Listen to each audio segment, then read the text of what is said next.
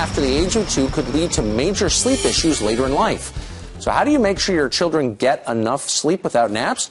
Clayton Morris is here with that interview. That's right, and I just woke up from my nap. Thank you, Tucker. Here with tips on this is pediatrician Dr. Isla Miller-Wegman. She's joining us in the studio this morning. Nice to see you this morning. Happy it's a controversial study that came out this week. So what is the breakdown of this story?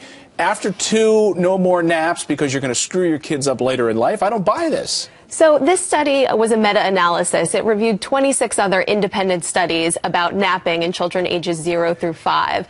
And what it showed was that children above the age of 2 may not need that daily nap. And it showed that overall it prolonged the time that they had to go to sleep. So their bedtime was later.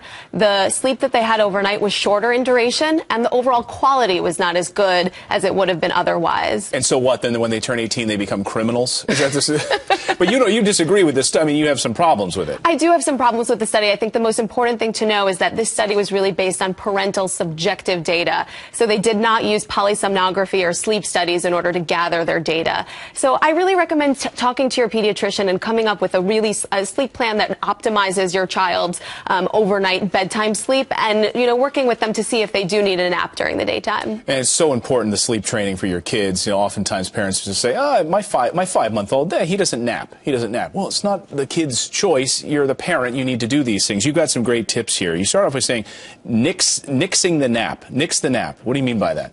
So especially children above the age of 5 years, a nap is not necessary in order for them to perform well in school and function well during the daytime. So if your child is, a teenager and they're taking a lot of, an hour or 2 nap during the daytime, this may actually affect when they go to sleep at night and their overall school performance the next day. Yeah, if they have to get up at 7 a.m. and they're not going to bed till 3 in the morning, that could be a problem. Absolutely. Rely on routine. So important. So important. Coming up with a bedtime routine is crucial. This really enables your child's internal sleep clock to sort of know when to power down and when to relax. So it's really crucial to come up with a routine for your child and not really give in to their demands. I recommend sort of dimming the lights, powering down, reading a book, and having your child choose between several different options just because this gives them a little bit of ownership over their routine. So it gives them a little bit of a feeling of independence. You also mentioned temperature balance. Of course, this is an age-old fight that my wife and I fight back and forth about the temperature in the room. She's like, it's too cold in there. I'm not going to sleep well. Well, apparently she might be right because you want to keep the room between, 68 and 70 degrees? Yeah, so my ideal temperature that I recommend to parents is around 68 degrees Fahrenheit, plus or minus a degree or 2 in either direction. It's really important that our core temperature is not too warm because then our body has difficulties falling asleep. And it's especially crucial in the winter now that there's frigid temperatures across the country that we make sure we don't overly swaddle and overbundle our children because this can certainly prevent them from falling asleep. And then finally, beat the boogeyman. Yeah.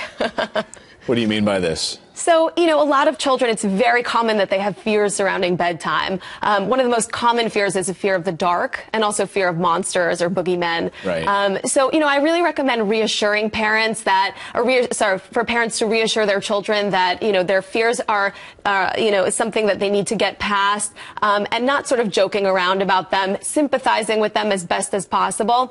And if that doesn't work, I love the idea of taking a simple air freshener and coming up with a creative label like Monster Spray and giving a few puffs around the room just before bedtime to just make sure that they feel even more safeguarded. Yeah, or like my son with his Batman light. Yeah. I say, Batman's watching over you. You got the bat signal here. Don't worry about it. Exactly. Dr. Wegman, great seeing you this morning. Great to be here.